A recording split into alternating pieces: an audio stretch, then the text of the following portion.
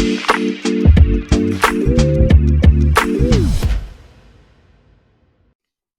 right, hello and welcome back. Go Back Orange Friday on a Thursday, but we're taping this on a Thursday and then it comes out on Friday. That's confusing, but it makes sense when you do the weekly outline here. I am one of two people on this call who predicted that the Tennessee Volunteers would beat the Alabama Crimson Tide 2 weeks ago now. It feels good. It feels just as good as it did 2 weeks ago, Ryan. And look, if you want to make a public apology, I understand that. Now is the opportunity. Fudge, the cat, makes an appearance in the pod. He would also like you to make that formal apology. That's probably why he just hopped up on the table, is because not only has Ryan gone against the university, the audacity to wear red once again following the Tennessee Alabama win when he picked Alabama in Alabama red just 2 weeks ago is so beyond the pale of what I thought Ryan was capable of. Is just I don't know what to do with this anymore. I feel like you shouldn't even be allowed on Go Big Orange Friday anymore. Like, what is this, Ryan? Is it a bit? Like, are we committing to a bit here? What's the deal? Are you trying to make sure that people understand that you are an impartial journalist now? Like, what is going on? Well, the impartial journalist keeps me from wearing orange on this program, but the vast majority of my wardrobe, of my closet, whatever the correct terminology would be, is blue. And so I was just trying to avoid the same things I did last time by wearing the red. I said I don't want to wear Kentucky blue on here. Now I didn't really think that one through because I again wore it's not exactly crimson, but it's a darker red in the crimson Yeah. in the crimson family. But no, I mean I am figuratively on my knees apologizing to you and kissing your feet. At what a great prediction you had, because basically everything you said about the game was true. You said there's no way that, or you said I don't see anybody holding Tennessee less 40 points. Tennessee scored 50 points, and they needed every one of them, and you were dead on it. And I think probably the most satisfying, not the most satisfying, but one of the really satisfying things about that win for Tennessee. And if I go back and think about our podcast 2 weeks ago, is Tennessee got Bryce Young at his best. I mean, maybe he wasn't, maybe he's still a little bit banged up, but he played really, really darn good in that game. And it's hard to imagine he plays any better if these two teams meet in the SEC championship. So Tennessee took that punch and still got a massive win. And credit to you. You were all over it, even past the fact that you had Tennessee winning, with the details of how you thought the game would play out. That was incredible. That feels good, Ryan. You're back in. You're back in the Go Big Orange Friday family.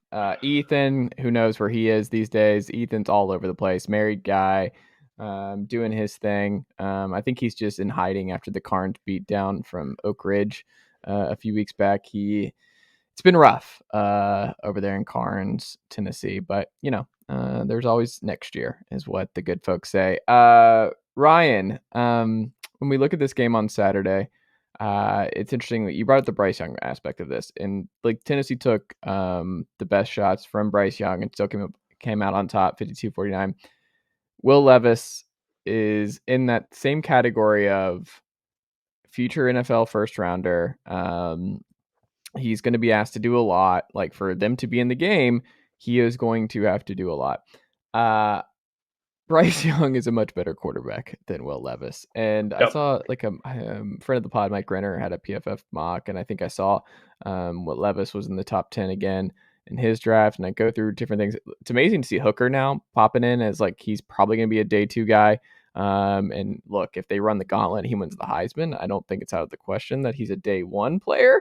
I think he's right now like worst case scenario day 2, which is incredible. Also for the program is guys want to see Tennessee guys get drafted, and Darnell Wright I saw sneaking into some mocks in the first round. Cedric Tillman, we'll see how he looks after he gets healthy and how he looks on the stretch. But all that's really good for Tennessee, because you want to have these guys drafted and drafted high to get more and more of these recruits.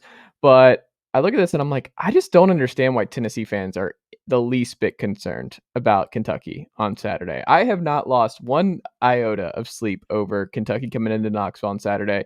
The line is about 2 touchdowns in favor of the Vols. I I like I just don't see it. The offensive line being as bad as it has been for Kentucky to this point. People are like, "Oh, time of possession." It's like, okay, you didn't watch Kentucky Tennessee last year. Tennessee had the ball for like 11 minutes total and scored 49 points. Like that's not. They had the ball for 22 minutes against Alabama. Didn't matter. Scored 50. Time of possession is not a factor. I don't know why that's still cited for Tennessee games or why coaches are still like, I think Rich Gangarello this week was like, "Oh, we're not going to get in a scoring match." I'm paraphrasing here, but just like, we're not worried about scoring 50. It's like, well, you should be. Like, at what point do some coaches go, "All right, we need to throw some stuff out." Like, Chris Rodriguez should not probably get 30 carries for 200 yards. Like, that's probably not a recipe for winning. Like, Florida was in the Tennessee game because Anthony Richardson was doing stuff in the air. Like, that was it. It wasn't because their rushing attack. It was because Tennessee had no answers and they for Ricky Pearsall, Shorter and company, and that's where you attack. And I don't think Kentucky has the guys. I don't think Will Levis can play that kind of game that Bryce did, where you have to play near flawless football because Tennessee's going to score. Like there's so much pressure that Tennessee's offense puts on the people think about the defense, but on the other team's offense that I think is overlooked. Where they should go in telling them, "Hey, you've got to score 50 to win." Like bar none, you're going to have to score 50 to win on the road in Tennessee. And I don't see that from this Kentucky team. Do you have the same sentiment going in, Ryan? I do. Overall, I think where the concern comes from, and you mentioned the time of possession, and you're right that doesn't matter. I think it's the number of possessions. I think it's Mm, the fact that Kentucky could feasibly shorten this game and give Tennessee less possessions, and Kentucky does a good job of limiting big plays. And if Tennessee isn't good in the red zone or makes a few uncharacteristic mistakes, then you look up in the fourth quarter and it's a competitive game.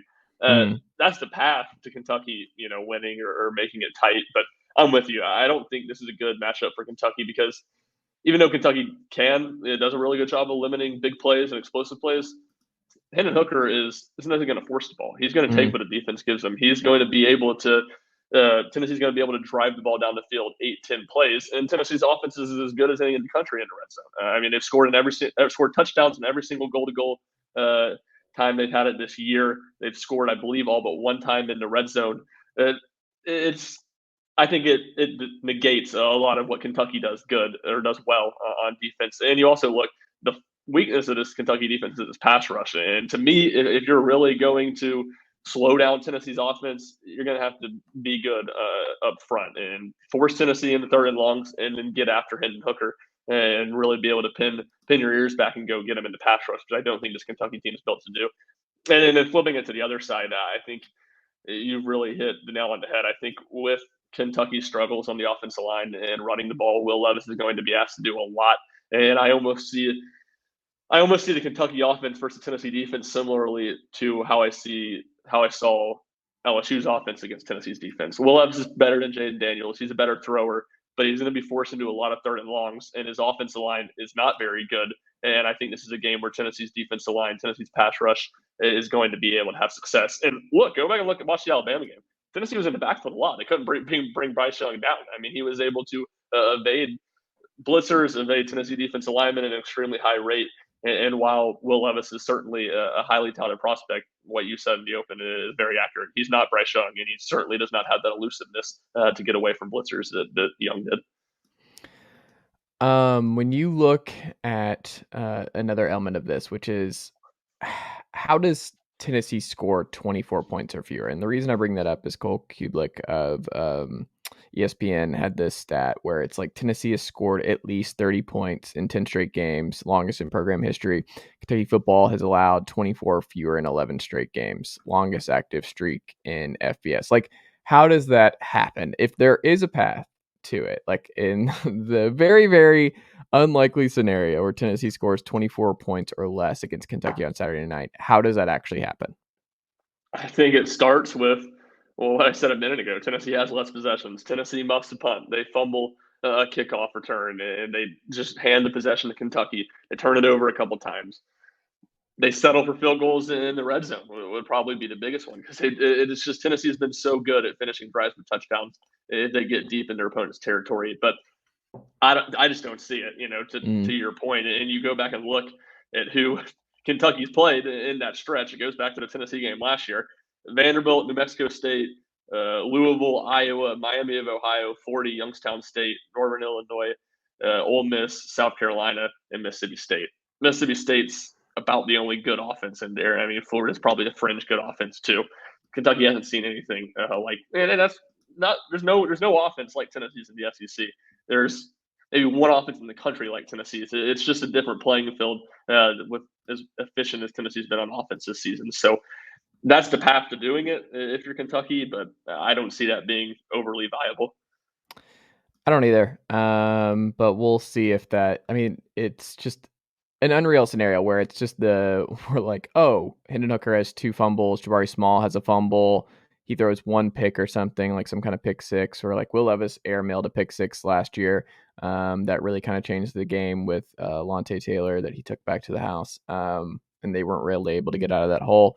I also just think Tennessee is just a lot better and it's at home. Like, I think that's just a big part of this. It's just Tennessee is much better than where they were a year ago. And I think this Kentucky team is worse than where they were a year ago. I am curious though, because you talked about the offensive line. Tennessee's defensive line struggled against Alabama. Tyler Barron did not have a good showing. Byron Young did not get to Bryce Young really at all 2 weeks ago. I'm curious, do you think they have a better showing? And you look in on Sunday morning at the PFF grades, do you see Byron Young, Latrell Bumpus, Barron, maybe even Joshua Josephs getting home a lot more? Do you actually see that, or do you think you saw something on Saturday 2 weeks ago that kind of makes you think they're going to be in zone a lot? They're not going to blitz nearly as much as they had maybe a few weeks ago, and it's more conservative. What do you think? I don't think so. I mean, you Mm, look at the one game they've really played conservative this year. It was the Florida game, and that's mm. certainly that strategy was not effective for him in that game. So I think Tennessee, you'll see them bring a lot of pressure specifically on those guys. To me, that it almost feels like it's been game by game with how effective purely the defense alignment have been, because they've gotten pressure in other games when those guys haven't played great just because they blitz a lot. And Jeremy Banks has been really, really effective there. I like the way they've used that, and they've used him specifically because look, Tennessee's linebackers, they're not good in coverage, and you're not consistent getting pressure, getting home with bringing 4 guys in pressure. So blitz those guys a lot, and your secondary try to give it as little time as they have to cover as possible. So I like the way, really, besides that Florida game, that they've been really aggressive on defense. I think that continues in this game. How do I feel specifically, about those defense alignment? I think it's hard to say, but I do think, again, this is probably with similar to LSU. I think LSU and Kentucky are the 2 worst offensive lines Tennessee's seen against Power 5 teams this year. And Tennessee's defensive line, I mean, Byron Young, had 2.5 sacks in that game against LSU. Tyler Barron was really active and effective. I believe Joshua Josephs had a sack in that game too. I think you'll see Tennessee's pass rush be more successful this week than they've been for most of the season. I like it. When you look at what happened last Saturday in the UT Martin game, especially the second half, was there anyone that you monitored and you were pretty excited about snaps wise that showed that they've come a long way and you're more excited about than you had been previously? Not really. I mean, maybe Squirrel White, just Yeah. because saw him look really good. I thought Dylan Sampson ran the ball well too. But it's like with those offensive guys, and something I've talked about on here before. They're gonna take Jalen Hyatt off the field to give Squirrel White more snaps. I don't think so. Maybe, Yeah. but I don't think so. Defensively, I mean, there were some guys that did some good things, but I just didn't think you saw enough consistency from anybody in the second half to think that it's really going to change the course of playing time the rest of the season. Is it Crawford now at left tackle going forward? Is he the starter, do you think? Is it now Crawford? That's a good question. I mean, what Mincey's status is just Yeah. seems to be confusing to me because he's been in and out and then back in and back out. So I don't know. I don't really know what's going on there. If that's a lingering injury that he's been able to play through, but give credit to Jeremiah Crawford. I mean, there doesn't seem like there's been much of a drop off there without Mincey.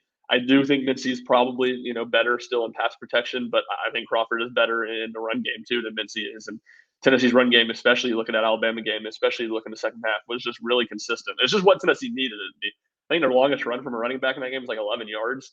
They don't need the chunk plays in the run game. I mean, it's great when you get them, but they can make them in the passing game. And the fact that they were able to run for what it was like 170 as a team, and I think 130 is from the running backs, with the longest run being 11 yards, shows how consistently. I mean, they were getting 4 to 8 yards seemingly every time they ran the ball. Which, when Tennessee's offense is able to do that with the playmakers they have on the outside, it's nearly impossible to defend. Yeah, when you look at, it would be nice if we could just, without it being obvious, Crawford being in on pass or on running plays and Mincey being on Yeah. passing downs. I think they might figure that one out pretty quickly, that way of doing things. But I am curious, is there a matchup on the offensive line? Because like they've just played so well and they were so good in the Alabama game protecting Hendon Hooker. Do you expect the same to be true against what Kentucky's front seven is going to throw at Tennessee, or do you think there's a chance that they struggle more with what Kentucky does? On the outset, I say no. I do wonder if Kentucky blitzes more because one, Hmm. Tennessee, I had it as a major key to that game against Alabama. I think they were only in 4 third and longs, and Hmm. when they were in third and intermediate, third and short, Alabama wasn't going to blitz, and even in third and long, they weren't going to blitz. So they had not much, at least, because they had a lot of confidence in that cheetah package and that those outside linebackers who were obviously really, really good rushing the passer. Kentucky, what they have under defensive line, it's nothing compared to what Tennessee saw against Alabama. But does that force them to be more aggressive blitzing and in turn make life a little bit more difficult for Tennessee's offensive line? Maybe Kentucky really has not been a heavy blitz team this year. They've been very much focused on keeping things in front of them. So my overall thought is no. But maybe if Kentucky gets a little bit more creative trying to get after Hooker, then that changes and becomes a little bit more of a challenge, but one that I think they're equipped to handle really either way. Jalen McCullough, do you think he plays on Saturday? That's a fascinating one. I kind of think he might. Again, I don't know anything 100%, but just the way he's now been cleared by 2 different boards at Tennessee, including an I was going to say he was cleared last week too, correct? He yes, could have played. Yeah.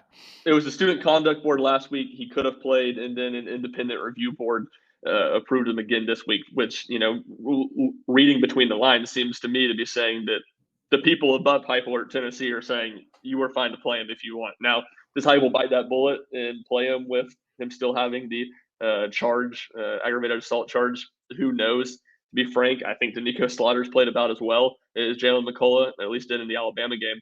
And he didn't get a ton of action last week because obviously he got lopsided pretty quickly against UT Martin. So we'll see. I wouldn't be surprised at all to see Jalen McCullough back out there. Heupel kind of said today there was no change to his status. That's how he started it, and then Mm-hmm. he ended it by saying, "We'll see," which kind of seems to indicate maybe there is a little bit of change to his status, but I would rather just it'll be announce interesting it to and see. then see what the response is, and then be like, "All right, we have to walk this back. He can't play." Like, I would rather get ahead of it and just say he's playing, and then if like there's a bunch of like national pushback or even local pushback, you're like, "All right, I guess he's pulled until um the Knoxville PD part of it is over." Like, I'd rather just get it over with. Yes, but I don't think they're gonna. If they made that decision, I don't think they're gonna backtrack on it. Would be my thing. So I Mm. think if he's just out there on the field on Saturday, on a college football Saturday, maybe there's going to be Pat Forday or Dan Wolken's going to tweet about it once, but it's going to get lost in the mix of things. Where if he announced it today, it would probably be a decent sized college football storyline. Tennessee is back though. People forget with stuff like this. This is how you know an SEC program is on the upswing when this kind of stuff is popping up now. I am curious to see what happens, but like you said, Danico's been fine, and I don't think it's not a devastating blow either way. If they don't have it, it's just a depth thing. Like he would just rather have the depth of like we just have Danico, or Jalen as an option, but it would also be better if one of those guys played corner. Like that would be best because like I don't.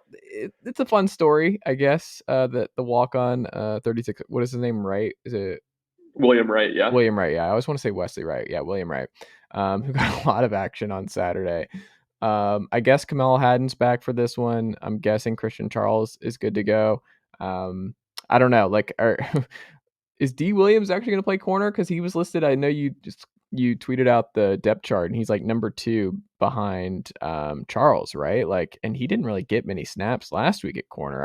I don't know. The one thing about D, he's going to break one on a punt He's return going this to year. Like, break one. it's happening. Like, I don't know Yeah. why if people are not ready for this. Dee Williams is breaking a punt return for 6. Like, hopefully it's this Saturday, but he is unbelievable. There are some strong Devin Hester vibes with Dee Williams returning punts. I'm all for it. He's going to do it.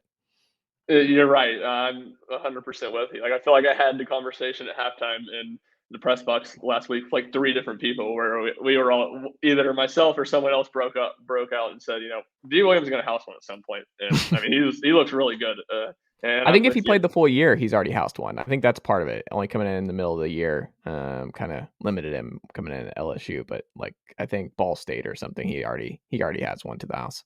Yeah, he missed 2 of his 3, Mm, opportunities against, really teams that are going to be outmatched by what he can yeah, do on special teams. So it doesn't seem like he's very high on the pecking order at corner right yeah. now. I mean, even given how many people Tennessee had out on Saturday, he played, but he wasn't one of the guys leading the way in snaps or anything. So to me, his role, if Tennessee can remain even just somewhat healthy at corner, which hasn't been a given this season, that you're not going to see a ton of D Williams on defense. There you go.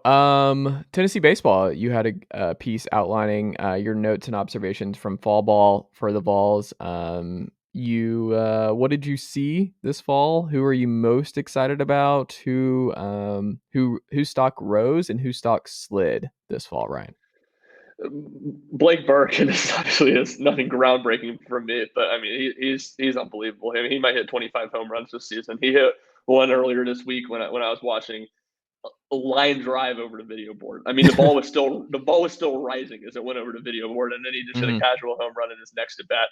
He's looked great, which obviously that's no surprise. On the mound, Wyatt Evans, who was a freshman last year and kind of an outside guy looking in Tennessee's bullpen, left-handed arm, he's been really, really impressive. I wouldn't be surprised to see him push at least for a starting spot in the weekend rotation. Obviously, it's going to be really difficult to unseat any of those guys, so I'm not going to predict that he will. But he's looked really good. And then one guy that's really kind of been another kind of similar boat, freshman last year, who redshirted Austin Jaslov, who's from Knoxville. He's been really good. I don't know what his path to, he's a shortstop, and certainly Maui is going to be Tennessee's starter there. And Maui's been kind of up and down with the bat, really, really good with the glove. I mean, he's made some really kind of jaw dropping plays. And then it's been good to watch a lot of the junior college guys on the mound. Jacob Benby probably been the most impressive. Will Jenkins, Bryce Jenkins, who's also a Knoxville native who went to Cleveland State for a year. Both those guys have impressed when I've watched them, and it was funny watching Chase Dollander through a couple innings last week at a scrimmage, and there were more MLB scouts there than there were fans at midweek games the first Hmm. couple years I covered the team. I mean, it was like I walked in, I was like, "What?" I didn't even know that Dollander was pitching that day, and I walked in, I was like, "What's going on here? Why are there so many people here?" And then I saw who walked out on the mound to pitch the first couple innings, and it made a lot of sense. And as expected, he looked really good. Dollander looks like he's going to be a top 3 pick next year. He's in that conversation now. I would think so. I mean, obviously, pitchers going number one is kind of become rare, but to me, it seems like Dylan Cruz and Chase Dollander are 1A and 1B in the draft right now. And you're right, unless he has an injury or just like a shockingly poor year, I would think he's certainly at the very least a top 5 pick. Let's hope so. That would be a fun time to get either in that situation. But Tennessee basketball exhibition Gonzaga this weekend. You know what I would have liked? This actually just be a regular game. How about this? What if this was not an exhibition? They just played an actual basketball game between these two schools. What if they did that? I saw the exhibition stuff and I'm like, this is dumb. I'm not spending time with the exhibition. Apologies for dumping on how you're going to spend your time this weekend briefly, Ryan. But that I'm just like I would rather be, let's play an actual basketball game. I think fans might want to see Gonzaga, Tennessee on like even if you can't play at Gonzaga, play at Tennessee. Why not? Mark Well, Few, don't be a certainly, it'd be coward. real nice. It'd be real nice if they played at Tennessee. Tennessee Yeah, doesn't have a good, non-conference game before SEC play starts. They do get Texas at home in the Big 12 SEC Challenge. You're yeah. right. I think it would certainly be preferable to it being a regular season game, but Tennessee kind of already added 6 big name, or not all Power Five or Power Six even, opponents already set, and that kind of seems to be the number they like to get to. So to me, it's still, it's kind of a real glass half full, glass half empty situation. It's easy to look Mhm. at it, and I agree with you that way. Like, yeah, I wish they were playing it in the regular season, but I'm also glad they're playing Gonzaga in the exhibition game rather than Lenore Ryan in a game that we're going to learn absolutely nothing about Tennessee, and that's typically what they play. A Division two, Division three team who, again, we don't glean anything from the game. So it'll be interesting to see how the Vols look against You always say in college basketball that early season litmus test. This is a preseason litmus test, but it should be pretty interesting. The next big recruit who commits to Tennessee football will be who? I'll say Davion Hobbs. I mean, I don't know if he's going to Oh, commit to. I don't know if he's going to commit to Tennessee or anything, but I don't know of anybody that's imminently approaching a commitment either. And obviously, he already has his commitment date set for November. So it seems like that one's still up in the air. It's still a battle. Tennessee, Georgia, Alabama. I think he's supposed to be in Athens next weekend for the Tennessee game. And obviously, he was at both the Florida and Alabama games for Tennessee. And if the Vols can keep the momentum rolling and pick up a third massive win on this season with him in attendance, that would probably be even more for their chances of landing the 5-star defensive lineman out of North Carolina. I like it. I like it. So your pick, what is your pick and score prediction for Kentucky tomorrow or on Saturday? Tennessee's going to win. I hadn't really thought about my final score prediction much. I'll say 42-28. I think it's 10 points to the 2 touchdowns. It's kind of the range I see this one being in. It's one where you look at the line, I would be hesitant to bet Tennessee just because I could see Kentucky slowing the game down. And it being a game where Tennessee controls it start to finish, you never feel like Tennessee's going to lose. You always feel like Tennessee's in control, but they just aren't really completely able to balloon the lead and make it a blowout. But it'll be interesting. And I do, kind of like we said at the start, I think maybe it's because the Georgia game's next week and people think Tennessee's going to be looking over this game, but I don't get some of the upset concerns that we've kind of seen people bring up for this game. I'm going to say 45. I'm going to say 45-21. You think I they think the blow it second out? half is ugly. I think that's what, I don't see it. I don't think Kentucky plays well from behind, and this is just going to be rough. This might be a decapitation pretty early. I think you're right about it being, if Tennessee can get up early and make Kentucky play from behind, especially when you get a Yeah. 2-possession lead in the first quarter and make Kentucky play from behind, they're just not equipped to do that. And you talked about the pressure that Tennessee's offense puts on opponents' offenses. We've seen that so many times. I mean, the Florida and LSU games were the nth degree of that, where just desperation go for it on 4th down. And you saw against Florida, Tennessee wasn't able to get off the field on 4th down, so they were never able to capitalize on it. But you saw the LSU game. Tennessee gets 3 stops on 4th down, and that just completely changes the dynamic of the game, and LSU wasn't able to recover. If Tennessee can Steve doesn't strike me as the guy who's going to do that kind of stuff. He's going to go conservative with this, I think. I agree, generally speaking. But again, if Tennessee's offense looks invincible like it has for every game except for the Pittsburgh game this season, and Tennessee's up 14-3 in the second quarter, I think he's almost forced to. Like, you're right. He's not the guy that would be desperate, but I think Tennessee's offense can make people who aren't desperate become pretty desperate pretty quickly in games. Interesting. I also will say, when we wrap up here, is the UT Martin one. I don't know if you feel the same way, but I came out of that second half. Obviously, 4-hour game, insanity, Ridiculous, unbelievable how that game just kept going and going and going. And look, 65 points is 65 points. I think it was bad that Tennessee had to do what they did in the second half. Can I have I don't know if this is a strong take. I think this is bad that you had to put your foot off the gas for 2 quarters, where Joe Milton is actively trying not to do anything positive in these, in a couple drives where they're we're running directly up the middle. We're not playing how we want to play whatsoever to not run up the score on UT Martin. I don't think that's good for anybody involved. I think this score should have been I think we need to have a national conversation about what is the proper etiquette in these games, because I think Tennessee should not have had to spend the whole second half trying not to play Tennessee football. And it was just a waste of time, where I was I feel like this kind of gets you out of a rhythm where you're doing stuff that you're never going to do the rest of the season, and get in this mindset where you're hey, let's take it easy. Let's not rub this in. No, go for 140. If it's 140-24, great. That means it is what it is. But I don't like it. Even with your second string, if Joe Milton's cooking with this second and third team, let Joe Milton cook. I don't know how that benefited Joe Milton to play that way. I didn't feel like they changed all that. I mean, they did run the ball more. They ran so much. They weren't taking the deep shots. They weren't doing. The Joe tempo Milton had slowed 3 down. passes of There was no tempo. The tempo was gone. There was no tempo, and that's fair. I think the other side of looking at it is Tennessee threw a double pass. And first drive, Joe Milton was in, and whatever. even in the etiquette of you're trying to score 100 points on these teams, I don't think double pass while up by 40 would fall under the proper etiquette. So Yeah. I don't know. I think there's multiple ways of looking at it, and again, not that it's a big worry, but really Tennessee didn't run the ball very well throughout that Yeah. whole game, even when they had starters in the first half. I wish that UT Martin wideout wasn't out of eligibility after this year. He'd be fun. Yeah, Tennessee next year. He'd be fun. he was impressive.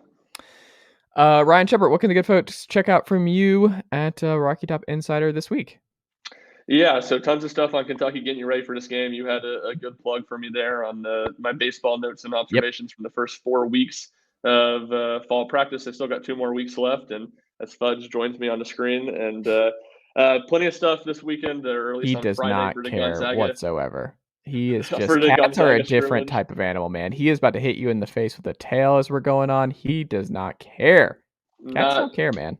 No, does not care about me in the slightest. But yeah, plenty of stuff on the Gonzaga scrimmage or exhibition game tomorrow, and then also had a story, a little more long form story about Josiah, Jordan James, and Santiago Vescovi coming into their senior season with kind of more looking to accomplish unfinished business, and kind of a whole preview of the season through the lens of those two. There you go. There you go. Ryan Schumpert, thank you as always. Fudge, nice to meet you, and hope the good folks enjoyed Fudge appearance here on the Chase Thomas podcast. Ryan, I will talk to you next week. Hopefully, the traveling goes well and you're feeling good, and remembering not to wear crimson red or Kentucky blue next week. Or Georgia Red next week. That would be Oh, worst that case is scenario. true. That's a very Georgia red. What you're wearing right now, it's more It Georgia is. than crimson. Yeah, it really is. So I'll have to keep that in mind next week. There you go. Fudge, Ryan, thank you as always, and I will talk to you next week.